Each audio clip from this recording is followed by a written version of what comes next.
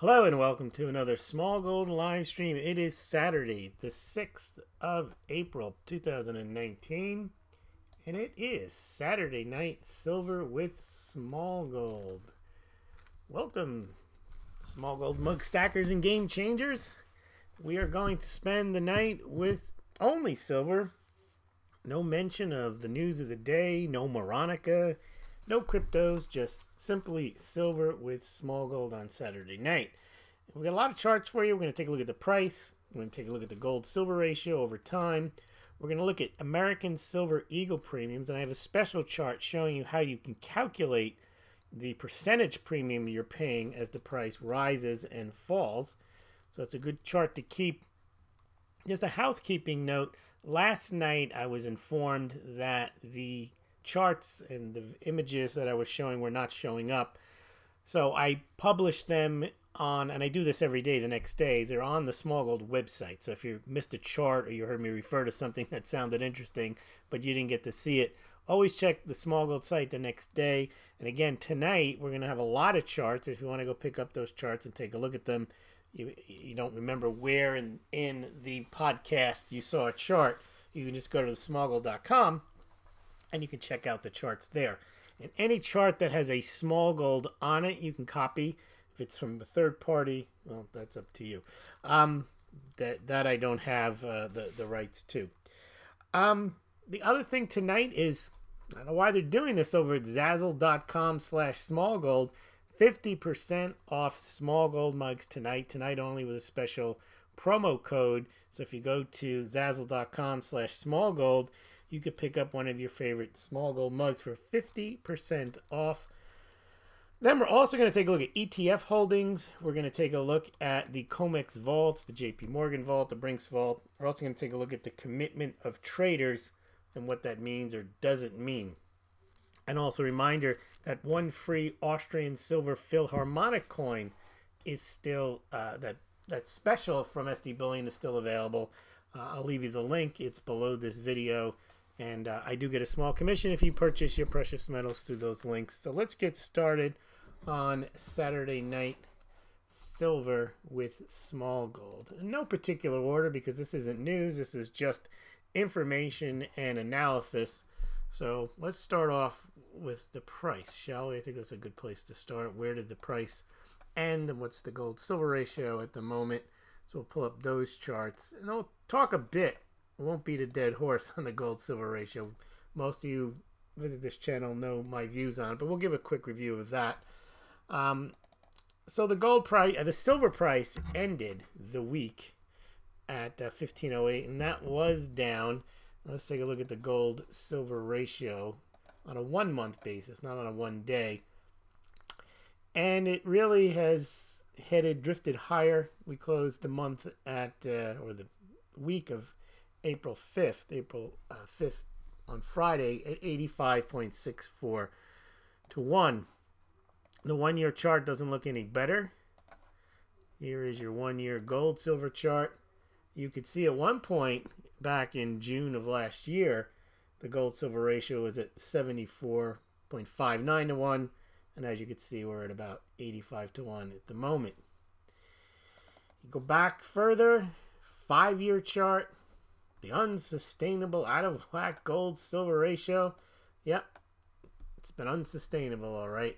It's gone from a low of 61.81 2014, and it essentially just keeps rising. And all during this time period, your usual suspects, silver pumpers, filling you with nonsense about JP Morgan owning silver and JP Morgan going to let it ride and silver shortage and silver is rarer than gold. All those, and we could not lead our lives without silver.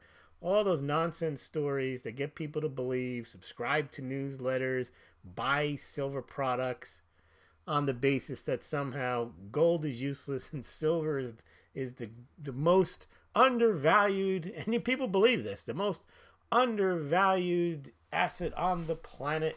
And it's I forgot what one guy said was, it's the Achilles heel of the banker. It's just, and garbage that people believe this stuff. And like somehow there's some hidden secret of money. Oh, we never heard that before. greatest wealth transfer in history for those who have a monster box of silver eagles. I mean, you just look at this. All during this 5-year period, they're telling you the hidden secret of silver, and you got to buy silver. And again, I'm not against silver, and there's value in having it. There's value if you want to collect silver. That's fun. But the idea that somehow the whole world has just missed this opportunity in plain sight. It is the worst performing asset in the last 10 years. That's factual. You can make up stories about why it shouldn't be, and it woulda, coulda, shoulda, and silver is rarer than gold, and debt and death Ponzi scheme. You can say whatever you want. Measure your wealth in silver. You've been better off buying a crate of mugs 10 years ago, especially Smaulgld mugs, than silver. All right. Remember, it's Saturday Night Silver. We're not here to denigrate silver. Well, we are here to look at the performance of silver and things that might impact the performance of silver, not fantastical tales on the road to Roomba or any of that other nonsense. But here you go. Here's another one. This is the 10-year chart. This idea that it's going to be 16 to 1 or 10 to 1 or 15 to 1 or 9 to 1 or 1 to 1, it's not borne out in reality. It's not even borne out in history. It's just made up. All right. Let's see now if we got anything else here on the gold-silver ratio. This is the point. And you have to start looking for reasons why these pumper stories are incorrect. When they tell you why it should be, and then you insist, oh, it has to be. It's unsustainable. It's got to go lower. No, it doesn't. You start to look for reasons, perhaps, why it isn't going lower, or it hasn't gone lower, or it hasn't been 16 to 1 for 100 years. You have to wonder why. You don't just keep listening and hanging on to nonsense about JP Morgan and owning silver, and that is all I need to know. No, you need to know more, and I think the simple explanation is why the gold-silver ratio is where it is not manipulation, because both metals are manipulated. It may be that if there's manipulation, it's easier to manipulate silver. You keep that down a bit more. But what cuts against that is when it gets really cheap, you would think people would just scoop it up because it's so attractive and everybody wants it, everybody needs it. And then the physical price would overwhelm the paper. But no, it hasn't happened because it's cheap for a reason compared to gold. Here's why.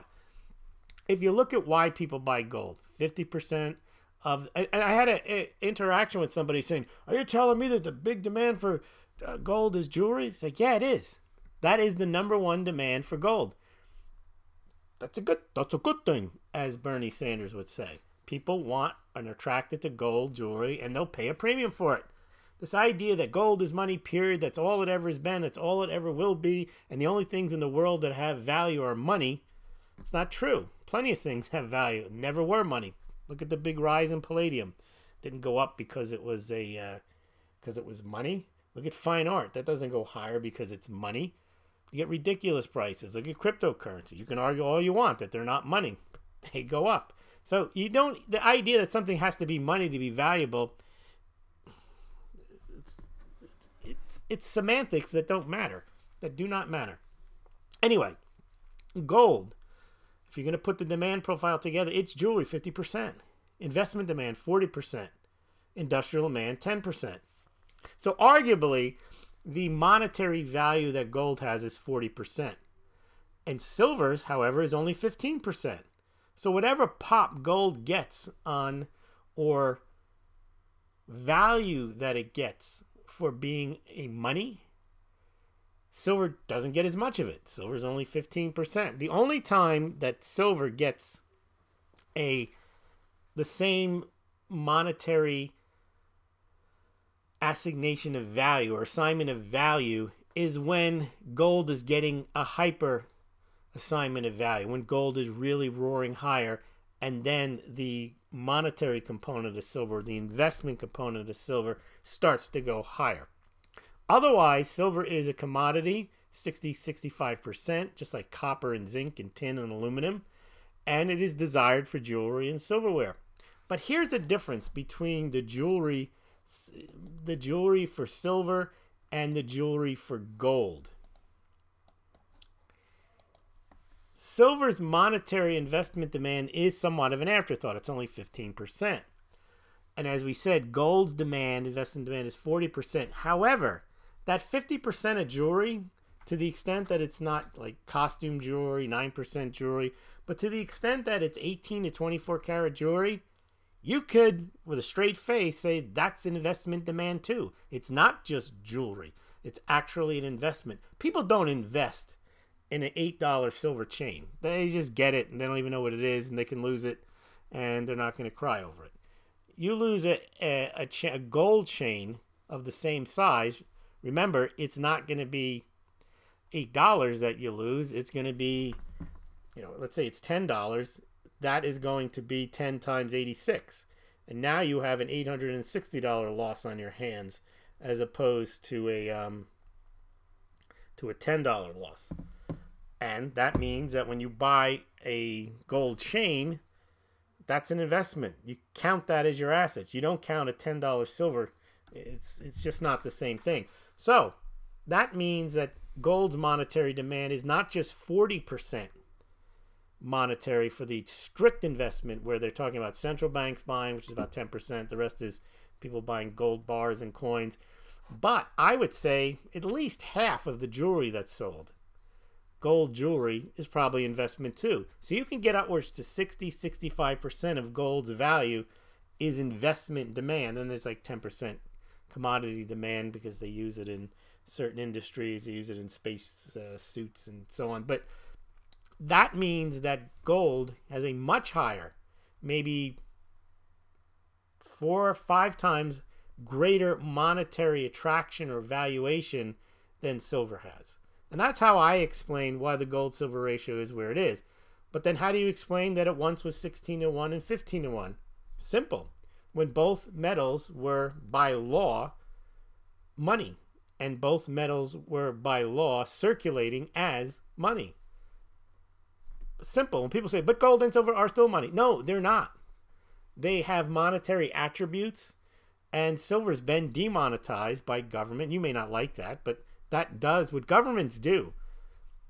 Clearly has in it, with QE3, the Fed, all this stuff has an impact on price. So you can't just say, well, I'm going to ignore that because I still believe that silver is money, period.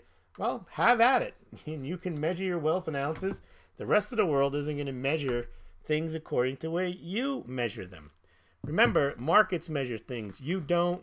Some guy on YouTube doesn't measure them. It's all done by the market. And you have to understand that your point of view or the pumper point of view is not the prevailing or influential point of view in the market. Too many people insist, because Peter Schiff was right once 12 years ago, that he's still right whenever he tells you to buy gold. Whoever it is, they don't know.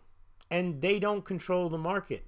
They can, and people, the best way to get a following on YouTube or on Twitter is to act like you understand better how screwed up the market is and why it's not free market, why it's not proper price discovery, why it shouldn't be this way. Well, you could say that you're spitting in the wind because the prices are what they are, whether you think they are where they should be. But you get so many followers agreeing with you, yeah, that's right. This shouldn't be that price. That's worthless. Yeah, to you it's worthless. And it's not real and it's fake. No, it is real.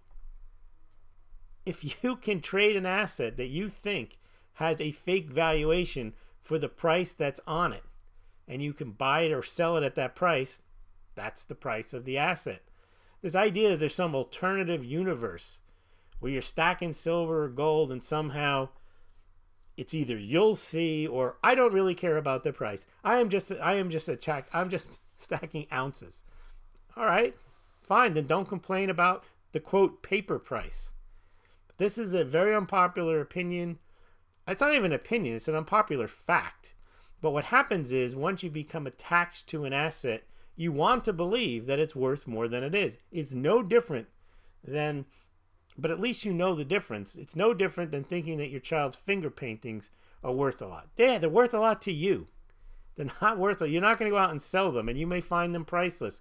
But at least you know that your child's finger paintings, or your grandchild's finger paintings, or your niece, your nephew, whoever it is, realistically, you're not going to go out and sell them for $3 million. But somehow, when you adopt silver or gold or any asset, Bitcoin, Litecoin, whatever it is, you somehow believe that because it's yours, it's going to be worth more in the future.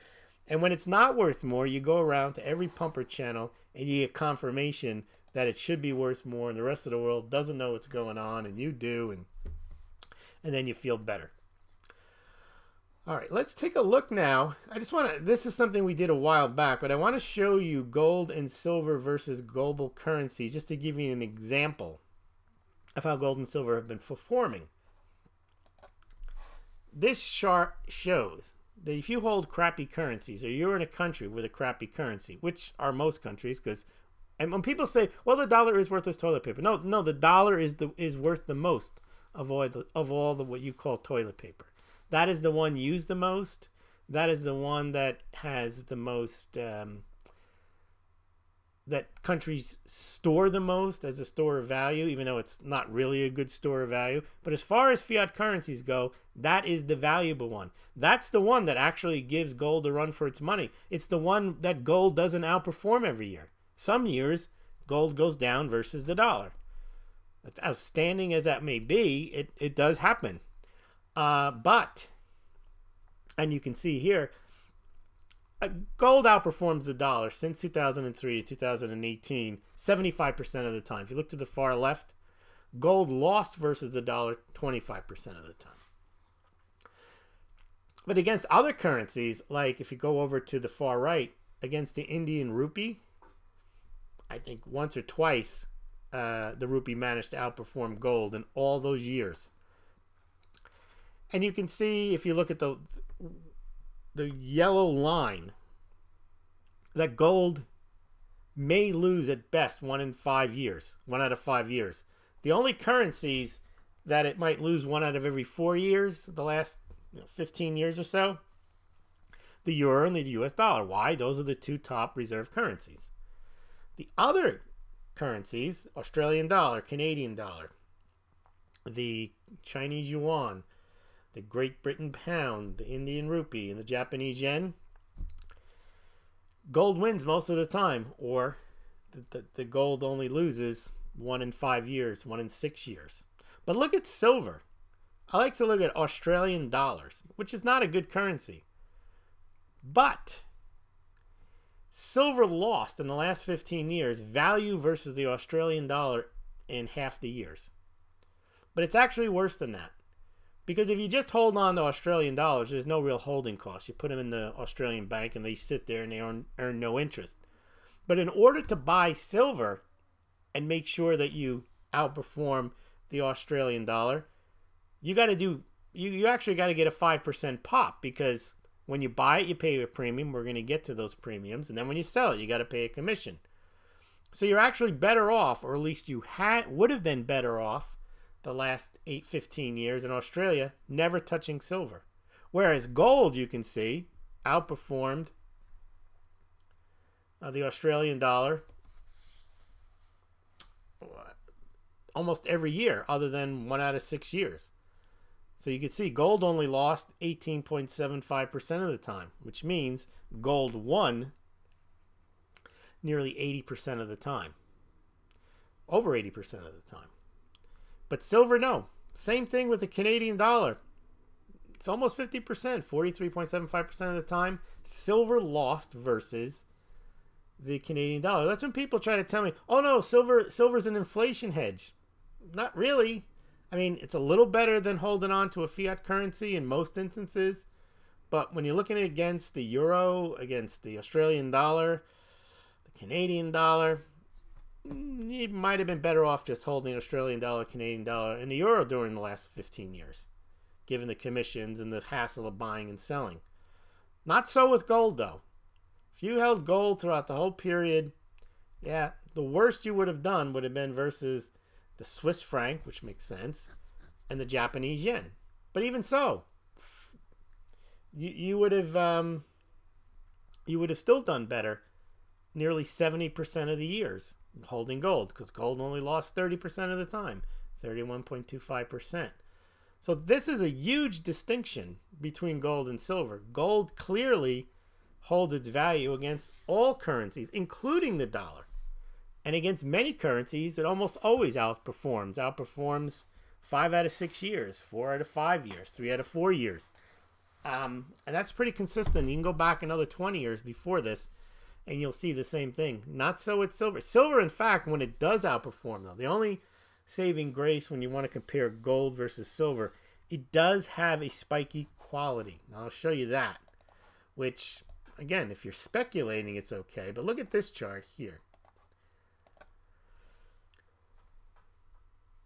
There were 1, 2, 3, 4, 5 years when silver had a huge rise, and gold never matched it.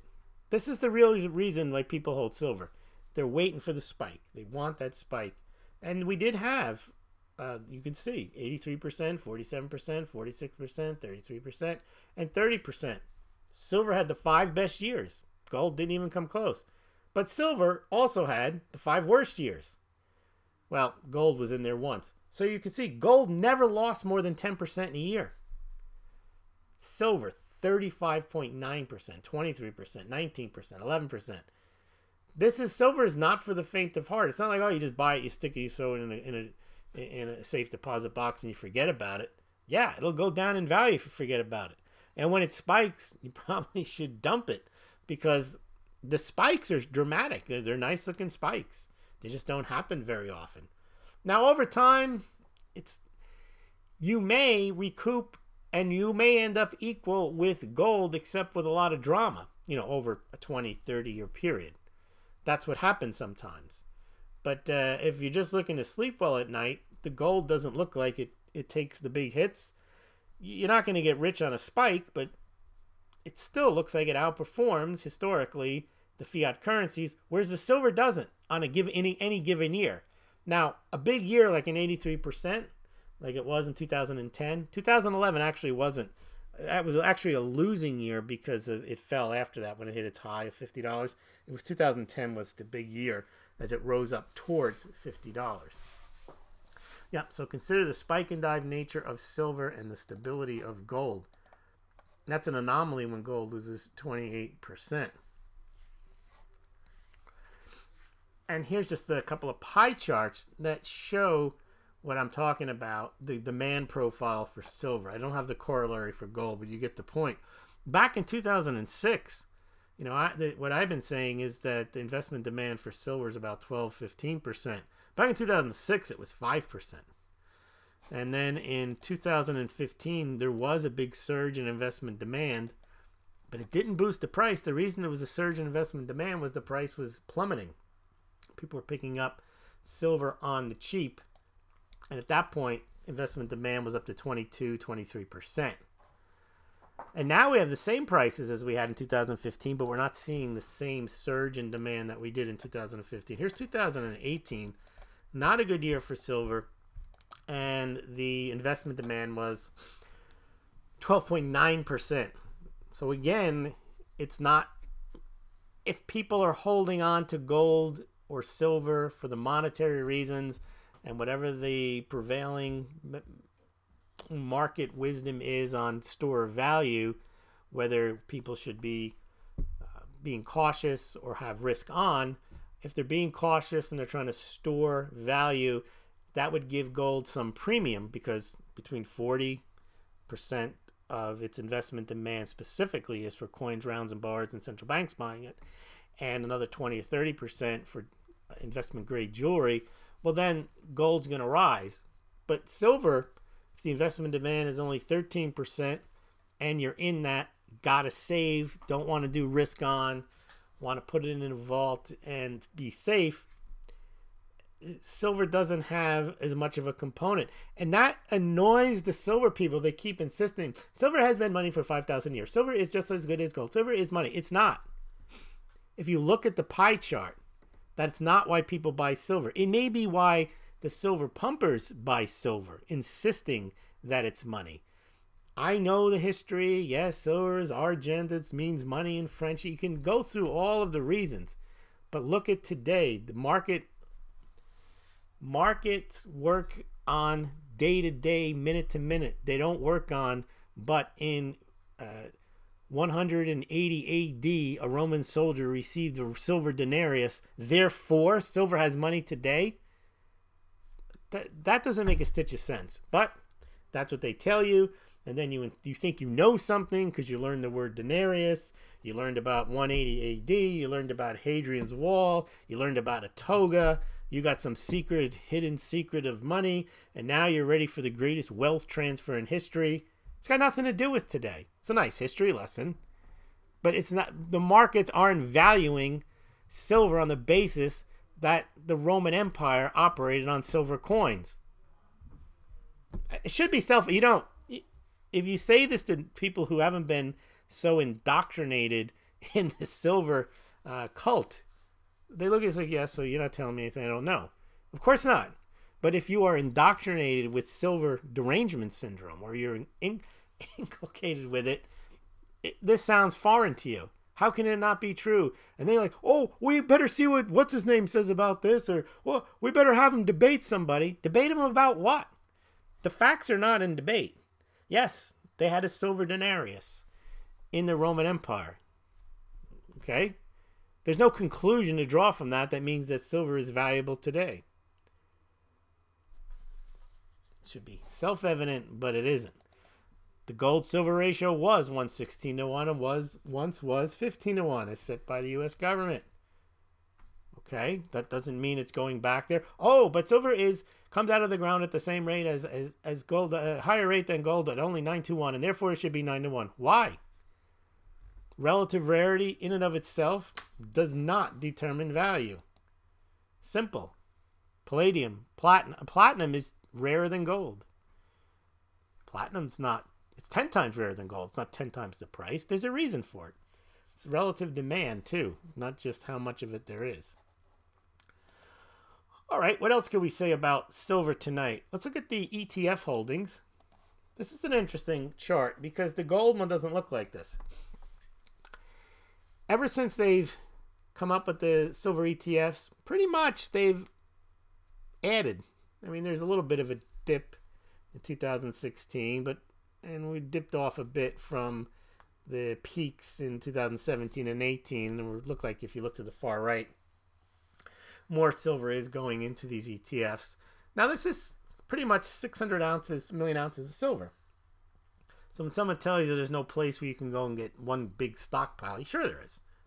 And these ETFs got a lot of silver. And this doesn't include gold money, bullion vault. There's a lot of others. I have a chart that shows this goes up to like 1 billion ounces of silver. This is just ETFs, not silver that's held in storage. So there's a lot of silver lying around.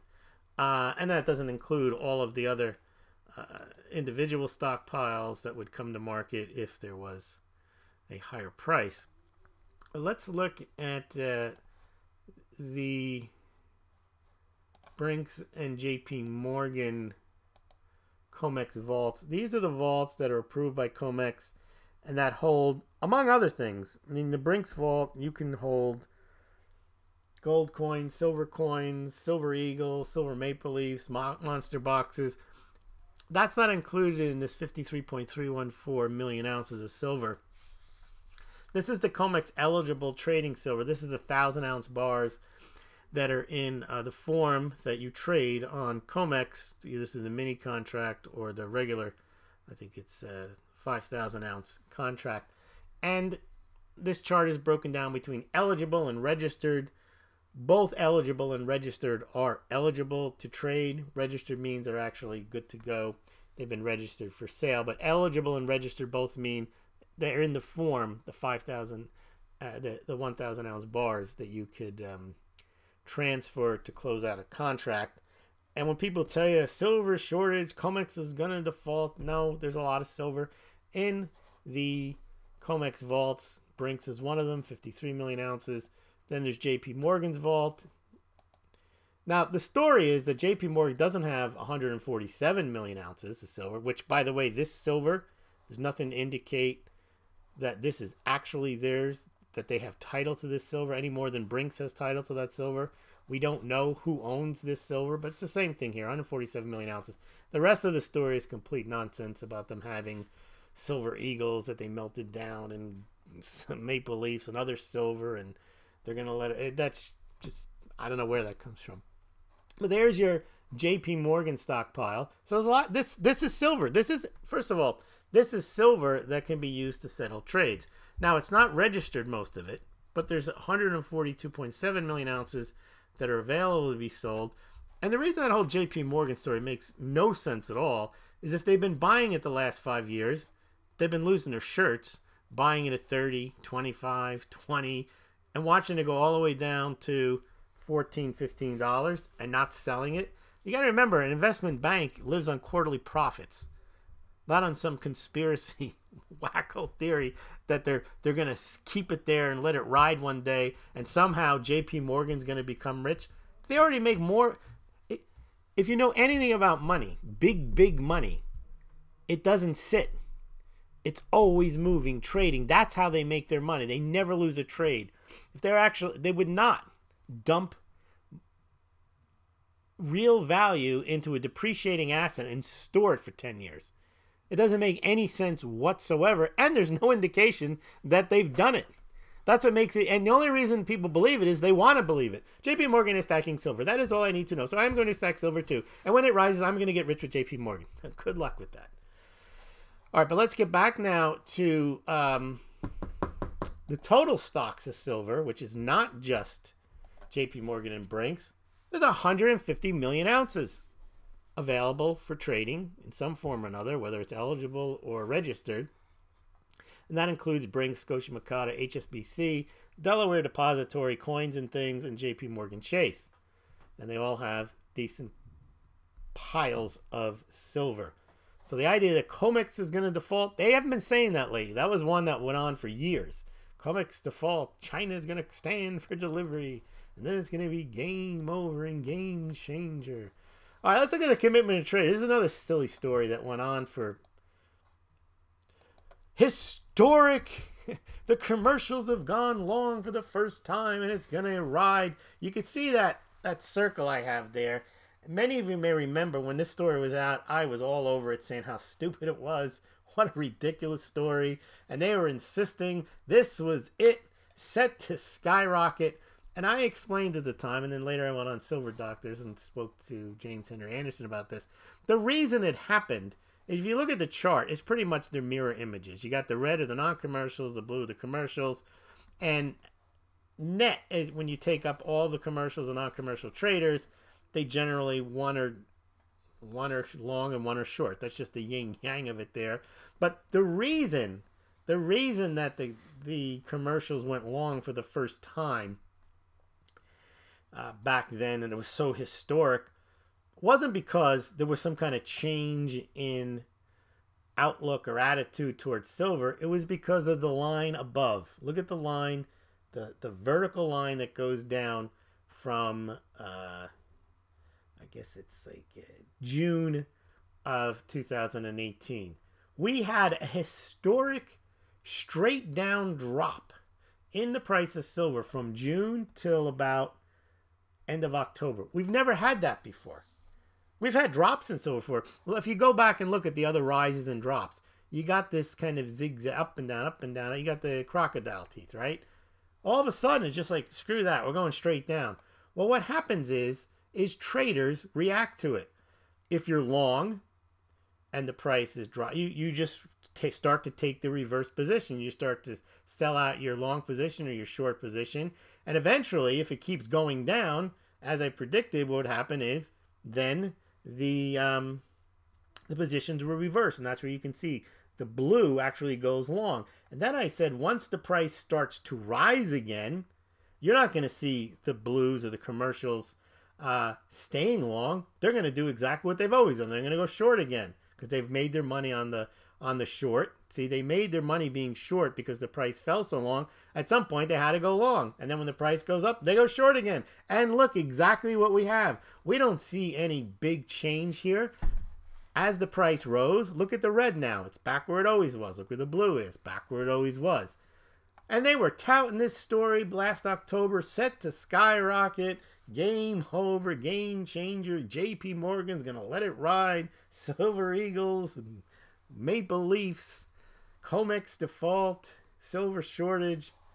Silver is rarer than gold. Should be 9-to-1. Should be 1-to-1. This guy doesn't know what he's talking about. I mean, you have to look at this stuff, and I'm not even a chart guy. I mean, this is obvious, but not if you don't. If you want to see what you want to see in a chart, have at it. But there you go. All right, what else do we got here?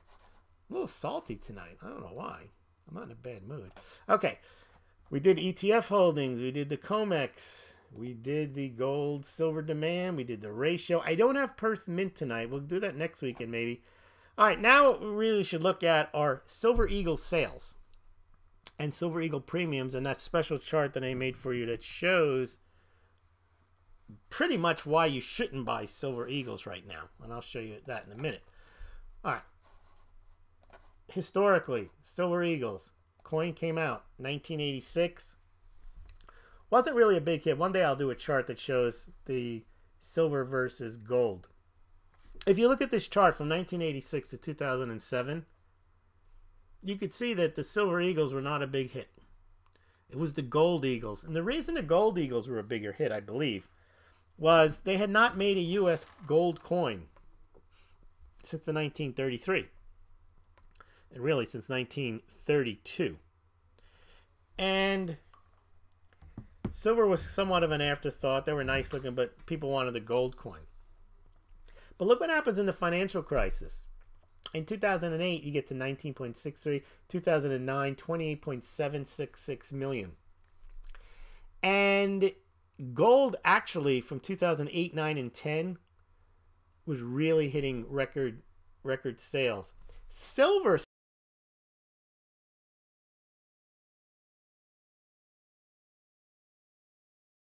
All right, we're back.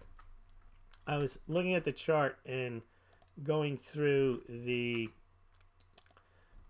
demand for silver and how it picked up. And you can see the demand for Silver Eagles picked up 2013, 14, and 15 in record amounts. That's a staggering amount there, because if you look, I should have shown you but I said we're only going to do silver. But if I show you the gold chart, you don't see this. There's periods where the gold chart is, this is like a hockey stick and then a ski slope down. Whereas the gold chart is pretty more consistent, the gold demand, although recently it's gone down as well. And I attribute this silver surge here, 2013, 14, and 15. This is in Americas. I believe this is, congratulations to the silver pumping sites. This is all marketing. This is not the U.S. Mint doing this. This is, if you think of all this, I'm not going to name them all, but all the sites that sell silver, promote silver, this is all YouTube based. As you can see, the investing public, the retail investing public, was not interested in silver. Not even during Y2K. Look at that. 2000, year 2000, 1999, it wasn't a big rush to silver. It just wasn't viewed as, but you should see the gold chart for 1999, 2000. You know what? I could probably, a little quick work here, find it for you. Now you can see that that silver chart shows that, let me see, Gold Eagles, that the demand for silver was really created. Okay, that's December sales. That's not gonna. Now I have two charts. I'll show them to you. They're not the full year chart, but it does give you an example. This is just January of 1999. Look at that. Look how that was people were freaking out in 1999. They were rushing to the gold. Compare that to, that was just January. I also have a chart here at the ready of, I think it's December. Let me see what I have for December. You can see Gold Eagles. Oh, I got some. Oh, here it is. Okay, here's the chart I want to show you. This actually shows the full year. Take a look at that. These are the gold sales from 1986 to 2018. you can look, when it first came out, look how big the sales were. The interest in the gold coins were immense. 1.3 million compared to only 5 million Silver Eagle coins. And Silver Eagle coins were cheap back then. They were like $6 an ounce or something. But look at the big spikes. Look at those Twin Towers, 1980, 1998, and 1999. And if you then go back to the silver era, let me just get this into tonight's thing so we can go back to it easier. If you look at those two towers you're seeing right there, and you compare it to silver during that era, there was no blip at all. No one was rushing for silver. No one thought, oh, I better get me some silver because the lights are going to go out and supply chains are going to go down and planes are going to crash and we're all going to be in the dark. Nope. Look what happened to silver in 1988, 1998, and 1999. I'll pull it up in a second.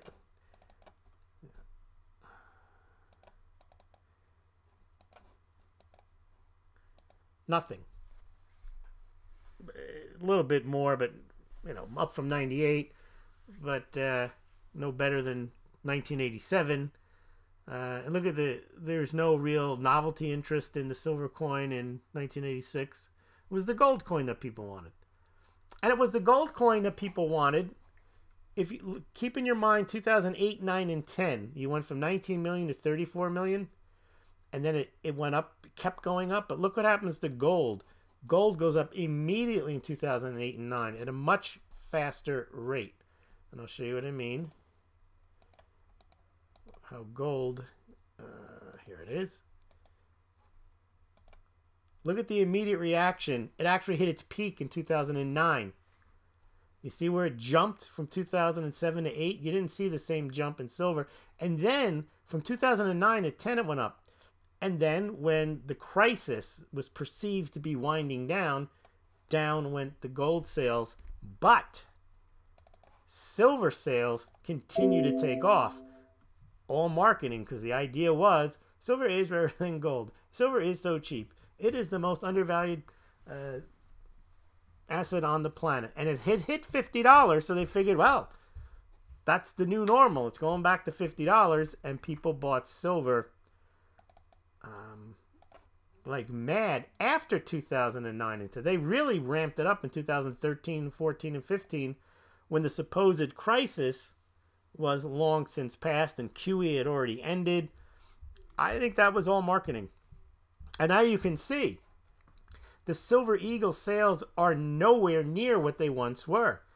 It looks like in 2018 they started to move back down towards pre-pumping levels that started around 2008 and 9. All those silver channels, all those online silver bullion dealers all came online right around this time period. And they drove, I believe, this big silver surge here. And I think people have lost interest in silver and I think they've lost interest in gold too, as retail U.S. investors in the last 3 years too, because the gold numbers don't look too good either over in the last few years. If we go back to that chart there, see 2017 and 18 were not very good years for gold sales. But you do see historically that gold was more consistently sold, and it did pop a lot, almost to record levels in 2009, and silver didn't really hit record levels to 2015. Okay, let's see what else we have on the American Silver Eagles. We got a lot of stuff on Silver Eagles and premiums. Let's take a look at what's happened the last 4 years. 5 years, 2015, 16, 17, 18, and 19. These are the numbers from January, February, March, April. Oh, one of the things I'm sorry, I should have mentioned this. Did anybody catch how many American Silver Eagles have been minted and sold since 1986 through April 2019? Did anybody see that? Well, I'll show you. It's at the bottom of the chart. I added them up. 527,271,100 American Silver Eagle coins. So that's about 500 million ounces. Now I have another chart that, the more I think about it, I should have shown you this one too. It's called, I can probably pull it up as well, the year that the U.S. Mint used 550 million ounces of silver just to mint 1964 dated coins. And that's more silver in 1 year used than has been used to mint 32 years worth of American Silver Eagles. So I'm going to show you this chart here. This one I did a little work on. I added up all of the coins minted for that had the date of 1964 on them, the 90% silver, and then I figured out how much silver you needed to mint up all those coins. And by the way, they were minting 1964 dated coins in 1965 because they just couldn't get enough of them. And let me show you the chart that shows this dramatic 1964 amount of coins. This took a little work here. I'm sure you'll appreciate this chart. You'll buy a mug or something. Here we go. 1964. Staggering amount of silver used in just 1 year. I'll call this one 1964 silver. And we'll pop it up on your screen. And you'll say, wow, that's a nice looking chart. I'm sure you will. Let's check it out. All right, here it is. 1964 silver. So remember, 527 million American Silver Eagles minted over a 30-year period, 32-year period, 1 year. And they sold them to you. On this chart, these coins were meant, in a sense, free silver. They were just out there in circulation. They were out there for you to use. If you were smart, to scap them up and make sure that you didn't spend them, that you spent the 1965 dated ones. But here you go.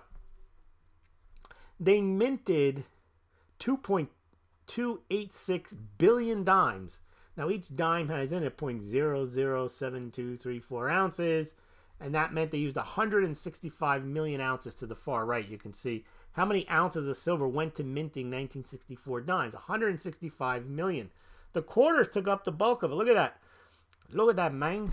1.264 million quarters, 1964 dated in Philadelphia and Denver, with the D on the quarter. Used 228 million ounces of silver. $half, those Kennedy $half, they minted 429 million of them. There's 0.361 ounces, 0.361 ounces of silver in those. And that was 155 million ounces worth of silver. Total, they minted 3.9 billion coins, whether they're dimes, quarters, or $half, and they used 550 million ounces of silver. It's a staggering amount of silver. So even if, when they're setting record sales in 32 years, they haven't come close to using that amount of silver. That just shows you how plentiful silver was. It's definitely a little more scarce today. Now let's take a look at premiums before. I think that's it on the. No, we didn't finish looking at this chart. So in January, February, March, April, every January is usually a good month for Silver Eagle sales. The bullion dealers are getting set up for the year. So the record year was 2015 overall, but 2016 they actually sold more. They sold 5.9 million. But you can see the drop off as you get into 2017, 18, and 19. Actually, 2019, you can see a bit of a spike in January, and we had a decent February, and then they ran out of Silver Eagle coins. Then they started making them again in March, but then they ran out, and now they're making them again. And you can see the orange. It looks like this year, possibly, if they didn't run out, there might have been some sell-through, and it might have been one of the better years in recent years. It would have been better than 18 or 17. But let me show you why it may not be a good idea to buy Silver Eagles. It's got nothing to do with investment advice or not to buy silver. It's if you're gonna buy silver, I'll show you why. This is a handy chart to have. First of all, right now, Silver Eagle premiums, they're okay. They're not really up too high, down too low. But that's not the point. This is the point. Take a look at this chart here. Might as well go to the website and copy this one. I've already done the work for you. The way American Silver Eagles are sold is the U.S. Mint charges $2 per coin, no matter what the price is. It's not a percentage. They charge $2 to the authorized purchasers for each coin that they mint. Now, the problem with that is, first of all, you'll never get new coins for $2. Why? Because the authorized purchasers get them for $2, and they're not going to give them to you for the same price that they bought them for. They have cost. They got to make a profit. So generally, current year coins are going to cost you probably at least $250, $279 over spot on a good price. Well, here's the problem with that. Let's look at $15 silver. Look to the far left. Silver spot, $15. That's where we are. All right.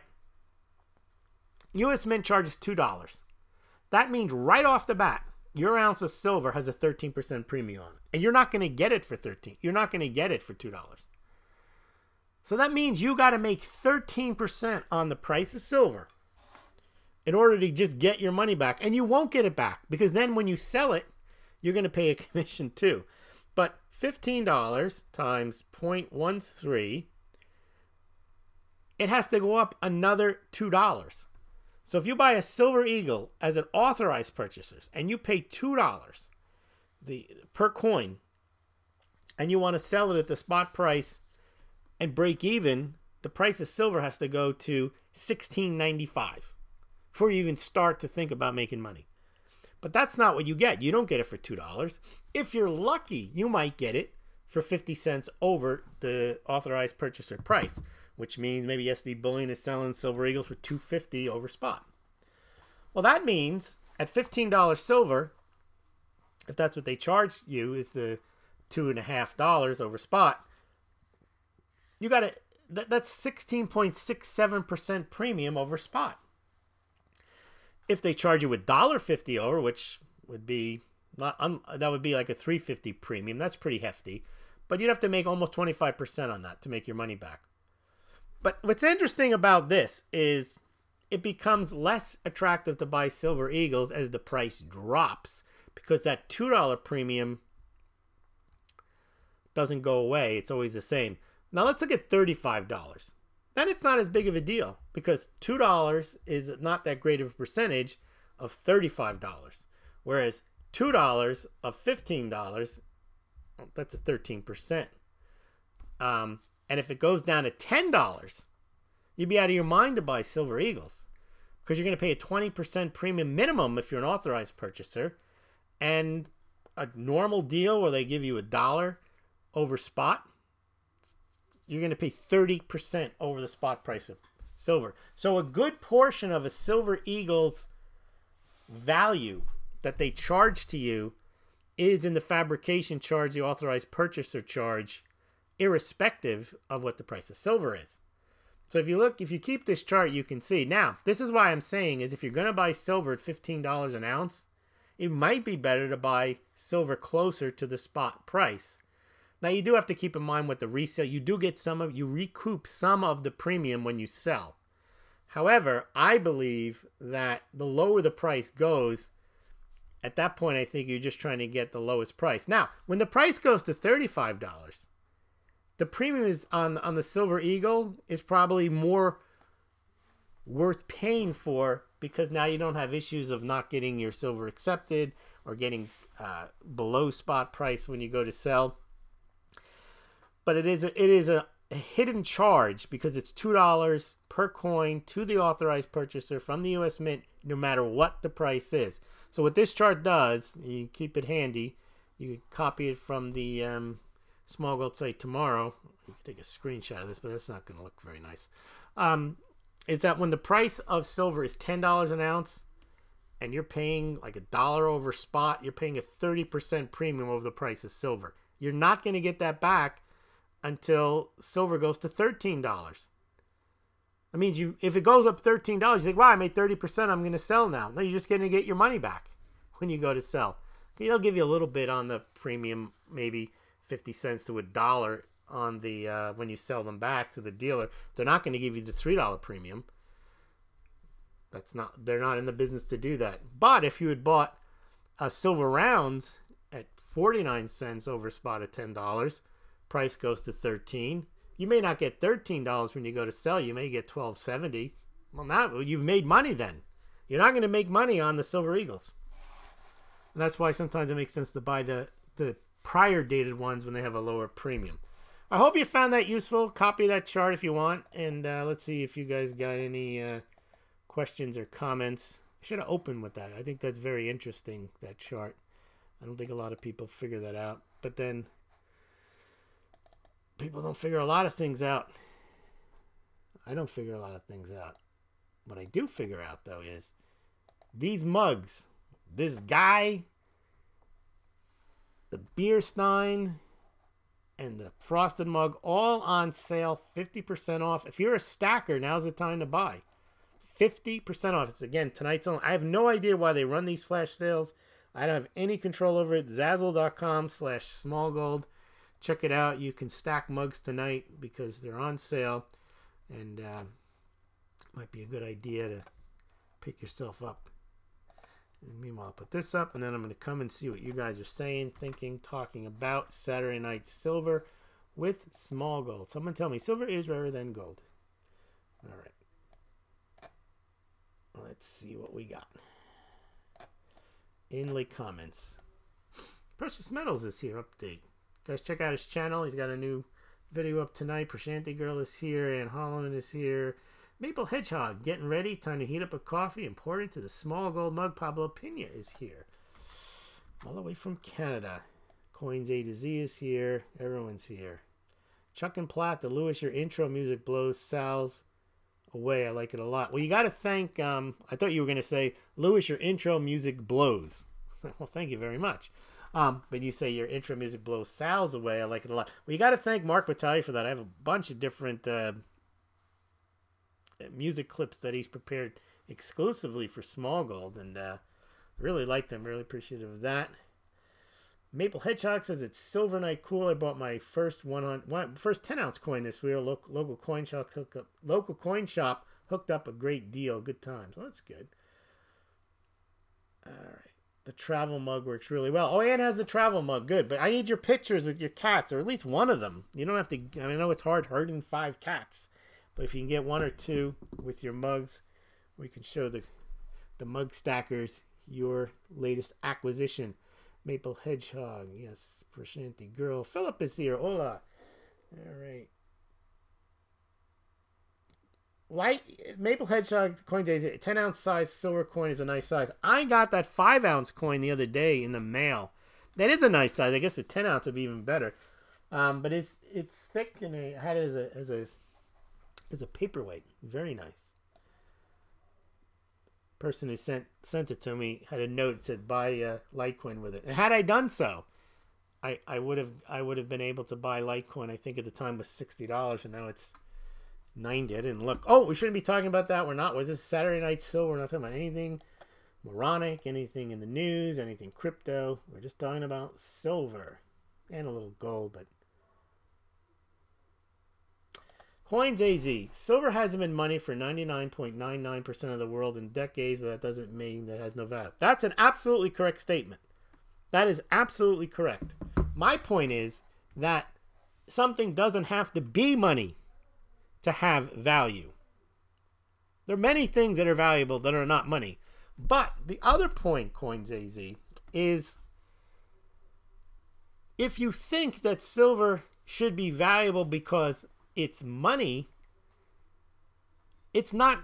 Its demand profile is very little as money.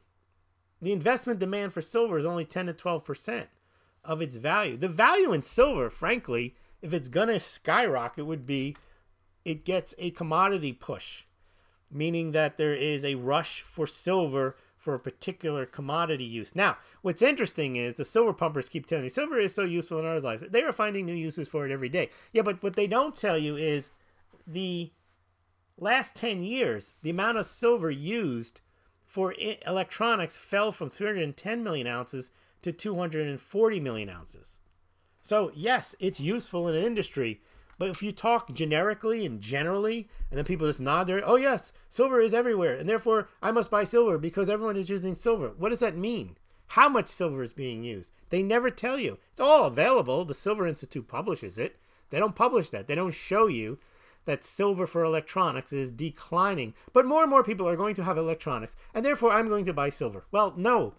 More and more people are going to have electronics, that's true, but they're going to have little tiny handheld computers that use less silver than 15 years ago when they had them in big mainframes. They don't tell you that either. Same with solar. Anyway, so you're absolutely right, CoinsAZ. Silver doesn't have to be money. In fact, it's not, for the most part. It has a 12% monetary component, irrespective of its history. Things can be valuable and not be money. But if you're thinking that silver should be valuable because gold has a higher price on a relative basis, that's where you're not making sense, not you. But the reason gold has its price where it is, a good portion of that is monetary. Silver's value isn't monetary. Yes, it may have commodity value, which is undervalued right now. They're not pushing it. The point is that gold's monetary value is a far greater percentage of its overall value than silver's is. Chuck and Plata. Yep. This is what the other thing is going to be a reset, and the public is going to demand gold and silver to give it confidence. Why? They don't even know what it is. They don't have confidence in gold or silver. The Mark Dice thing is a great example. The guy's handing out, what is he handing out? Chocolate. You might as well have a chocolate-backed dollar. Daily Coin is here. Hello, Rory. Unless that gold chain is 21K, then it would be far higher. Don't know what that's about, but I think he's referencing the point that high-quality jewelry is, in a sense, I wouldn't say it's money, but it's very close to, especially if it has no design features on it. It's just you bought it because it cost $1,200 because that's 22 karat, 24 karat. I count that as investment. That's why I'm saying it's not 40% gold. That gold is actually 60 to 70% demand, maybe higher, for investment demand for gold. Now, costume jewelry, I don't count that. If it's 9 carats, 10 carat, that's just throwaway stuff. Not that there's not value in it. It's just that it doesn't have. They're not buying it because it's an investment. They're buying it, and a lot of that jewelry is priced probably 3 times the spot price because it's some trinket, and they're really trying to gouge you just because they're telling you it's jewelry. But all right. Philip Quinn, having some practical silver pre-1965 junk and some ASC is probably a good idea for... Absolutely. Now, if you remember, I did a thing called, you might want to look it up, Smaulgld's Money Matrix. Silver scored the highest for that particular circumstance. So right now, silver doesn't have the transactional value. That's why I call it dormant money. It is not used as a currency. However, if you have a EMP, you have some type of crisis, you have some type of grid downage, silver is the best. There's nothing better than that. And that's why silver was the walk around money for thousands of years, because it was divisible, durable, you know, the whole characteristics. The reason that silver isn't used is not just because it's not because they took it out of the money, they went to the clad. It's the same reason why coins, just cheap clad coins, aren't used as much in currency. It is more convenient to use digital. I'm not talking about cryptocurrencies. I'm just saying people using credit cards, people using debit cards, checks, wire transfers. It's easier to transact digitally. However, if you're unable to transact digitally, silver is the best thing there is. So if you look up the Smaulgld Money Matrix, actually show that's one of the things that I think gives silver value is its potential use in the future. But the question is, how likely are we to have that scenario, and what premium are you willing to pay for that insurance? And I would say that you're not paying a premium at all. You're absolutely right. If you had pre-1965 silver, there's not a... In fact, the dimes are the best of the bunch. Because normally if you want to buy smaller coins, you pay a high premium for a fabrication charge than you would. You cannot get 1/10 ounce dimes for at spot price. I mean, 1/10 ounce silver rounds at spot price. But you can get dimes because they're already made and they're not charging you the fabrication charge. And dimes, it actually works the other way around. They actually charge you more for the silver dollars and the half dollars than they do for the quarters and the dimes. And the dimes and the quarters are probably more valuable as a barter instrument. All right. Chuck and Platt, I've carried a silver eagle and a maple leaf in my pocket every day for the last 6 months. I can safely say over 80% of Canadians and Americans, I show them, ask them, what are they? Should take the poll. We asked how many of you actually have a walking around silver coin, and what is it?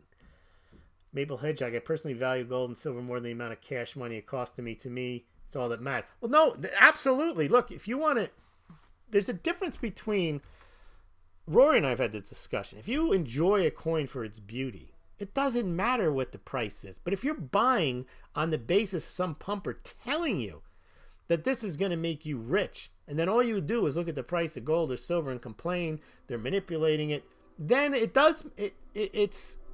you're not buying it for the right reason. You're not buying for the insurance. You're not buying it for the EMP. You're not buying it because you like it. You're buying because you think you've made some type of stunning investment. You haven't. All right. What else do we have? Chuck Coins AZ says, I'm quite surprised the number's only 80%. Me thinks that if I ask people in my community, 99.9% would not trade me a candy bar for an ASC. That's right. That's why you got to get out of the bubble. When you listen to people that are in a silver community, everyone knows everyone and they all know what they're talking about. And they also assume certain things without ever checking, like JP Morgan has silver. Or there's going to silver short. They just believe the next story that comes out. Basel III means everyone's going to buy gold. No, it doesn't. Gold back yuan. That was another one. See, when you're in that community, you just want to believe everything that they tell you, and then everybody repeats it. So you think because everyone told you it and everybody's repeating it and you're repeating it yourself, it's got to be true. No. Okay, it's good to buy what you feel matters, but it's important to keep in mind that what you value may be of little value to others, says Coins AZ. That's exactly right. You can't insist that what you have is worth more than it is. It may be worth more to you. That's great. That's why people have keepsakes. That's why they say we lost priceless memories in the fire. The insurance company's not going to pay you for that. But that doesn't mean it didn't have value to you. It's just a matter of perspective, keeping the two separated. Yeah, that's why I'm holding platinum and considering getting into ETFs due to premiums and slippage. Yeah, see, that's the thing, Maple Hedgehog. If you're just trying to make money, just trying to get fiat profit, the ETFs are better. They're better because you're trading price. And that's what people don't understand with COMEX. They keep saying, someone's going to stand for delivery. No, they're not. The traders there, they don't want to see the gold. They don't want to see the silver. They don't want to see the pork bellies. They don't want to see the wheat. They're just trading the price. Yeah, they can take delivery of the pork bellies and the wheat and the gold and the silver. For the most part, they're trading for cash proceeds.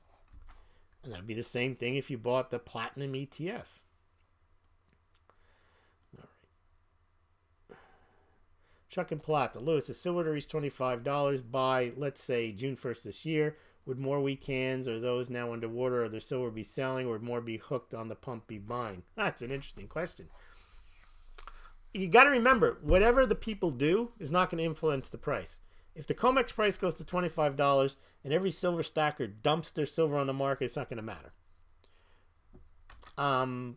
I think, though, you know how hope springs eternal. People will look that gift horse in the mouth and they'll just hold on. They won't sell it. And Lewis told me every 25, 30 years is the herein. LOL, not good news. I don't know what the herein is. I think you're talking about the spikes. Silver does spike very infrequently. It spiked in 1980 and it spiked in 2011. So I guess that's a 31-year thing. So you're looking at 2011, 21, 31, 41. 2042 you can expect a spike. What else? Maple Hedgehog says, who is this denarius guy Small is talking about? Yep, the silver denarius. Yeah. Johnny on the spot. Wow, you've totally opened my eyes. I was so close to my target of silver held. I need to unload on the next spike. It's a little disheartening. Well, these are just observations. I don't know what's going to happen. What I do know is that when people tell you something's going to happen and they don't really tell you all the facts in the past, they're just pumping. Because there's nothing in the past that would tell you that silver is set to skyrocket. You know how many stories we've seen? I just saw one. Trade of the century, sell stocks and buy silver. Been hearing that for 10 years. Trade of the century was buying Litecoin at $22 in December and selling it yesterday for $100. Oh, sorry. Wasn't going to mention cryptos again. All right. Let's see. Where's Barry? I saw something on another video about the Earth's crust that gold is actually rarer than platinum. You know, you might be right. You're right. It's the amount now of gold that they mine every year is 10 times greater than platinum. So there is a point there, but it's still a mixed up valuation because it's expensive to mine platinum too, and it's only in it's rare in the sense that it really is only in, it's not in as many places in the world as gold is. It's in South Africa, it's a little bit in the United States, and in Russia. But you're right, where's Barry? All right.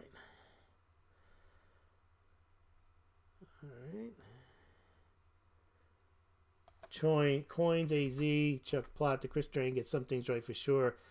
Especially his, oh yeah, I mean, he's a smart guy. But remember, he's myopic because he actually says that silver is it. That's it. And that makes sense. That's what he does for a living. He sells silver. You talk to a real estate agent, real estate's the best investment. That's all they want to hear. I don't know. They're not making any more of it. Anyone who sells something, mugs, look at me. Mugs are the best.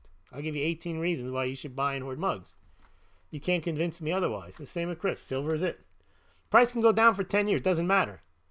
Better to be 10 years early than a day late. Better to be 20 years early than a day late. Better to be dead than a day late. I mean, you just have to have silver. And it's the same with mugs. I understand it. I'm a mug pumper.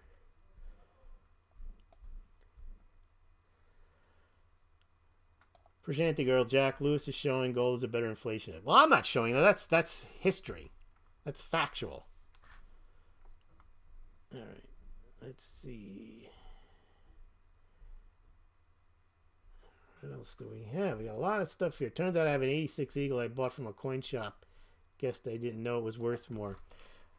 Yeah, you know what it is? I think there are people that collect that stuff, like the different dates of the American Silver Eagles, the American Gold Eagles. But oftentimes a coin dealer will only give you spot price for any of it. Unless maybe like the 1996 Silver Eagle, they'll pay for that if it's in good condition. But mostly if you want to get premiums on rarer dated gold coins, you got to sell them on eBay, I think. Because otherwise, they're meant to be bullion. They're not meant to be special. But there are people that do collect them, so there is that kind of... All right.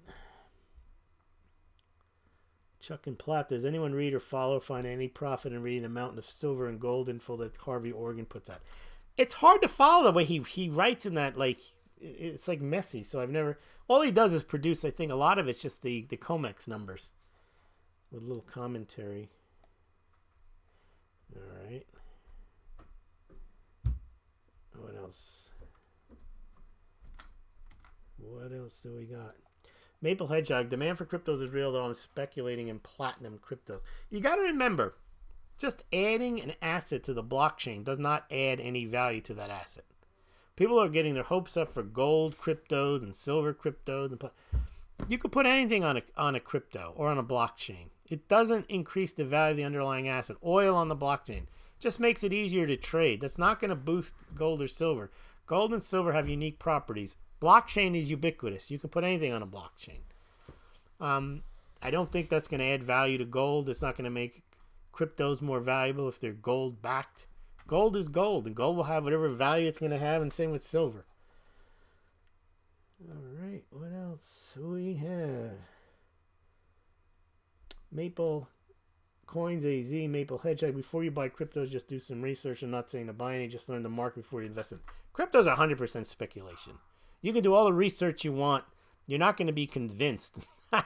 It's definitely, you can't, well, it's anything you can't say is definite. But cryptos are definitely, you can lose all your money, that's for sure. But I'll give you an example. Hold on. I'm going to give you something that I think is, I could probably just say it without pulling it up. CNBC was talking. There's a crypto pumper. His name is, I don't know, it doesn't matter what his name is. And he was saying that he would put 1% if he was a fund manager in cryptos. And Becky Quick on CNBC was saying, that's crazy. You're out of your mind. No, actually, you're not.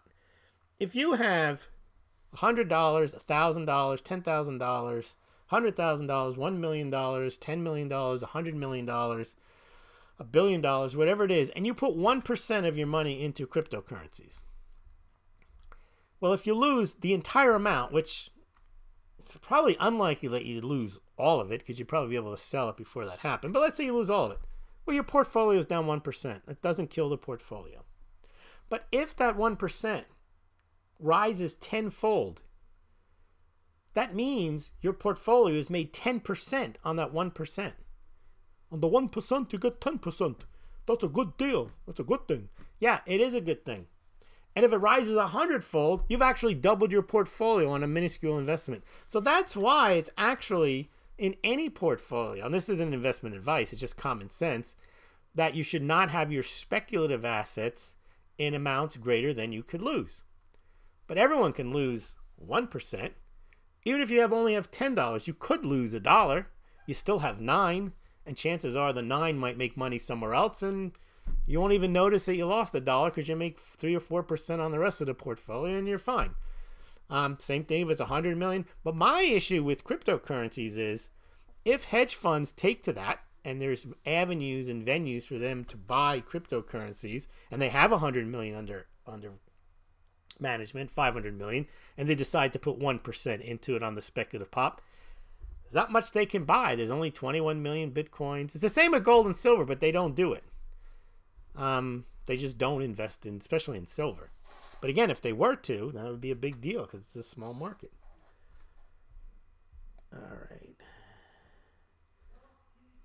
Anyone know why silver libertage are so high over spot? Yes, because they don't make that many of them. They may make 800,000 of them, 900,000 a year. It's the Mexican mint. They're somewhat rare. They're supposed to be billion coins, but that's why they're more money. I want to see some charts on mug sales, says Philip Quinn. I could make a lot of charts because I've sold 6 or 7 different kinds of mugs over the time. I've sold them through Smaulgld. I've sold them through Zazzle. We could make some charts there. All right. Maple Hedgehog. After showing this chart, you kind of have to show the premium percentage charts for gold. It's so important. 85 to 1. No, do the math. You're paying 70 to 1. Okay. Pershanti girl, that's great info, Lewis. I don't know what she's talking about, which info it was, but that's all right. Silver stacker for life. Yeah, we never pay 25% to 0% of premium over spot for silver. That is why I try to find people who are selling their stuff and give them a fair price and get it cheaper than buy from a dealer. Yeah, you got to be careful. You might not be able to spot counterfeits, though. Why not purchase silver ounce from Fiona Lewis? You're spot on about high quality jewelry is a good investment. It holds, increases value over time. The keywords are high quality. Yes, and also high quality that you're not paying a premium for design, because the design you may not get back when you go to sell. Depends. Chrono Trigger fan. Litecoin block time and size. What is this? This is Saturday Night Silver. Why are you guys talking about Litecoin, Chrono Trigger fan? Don't you understand? It's Saturday Night Silver with Smaulgld. Oh goodness, you guys are talking crypto. I gotta move on. We can talk crypto tomorrow night. All right, I think I'm gonna call it a night here. I want to thank everyone for joining me. Don't forget, 50% off on the mugs. And I know, Roy, if you want to get one of those this guy mugs, now's the time to do it. 50% off. Silver stacker for life.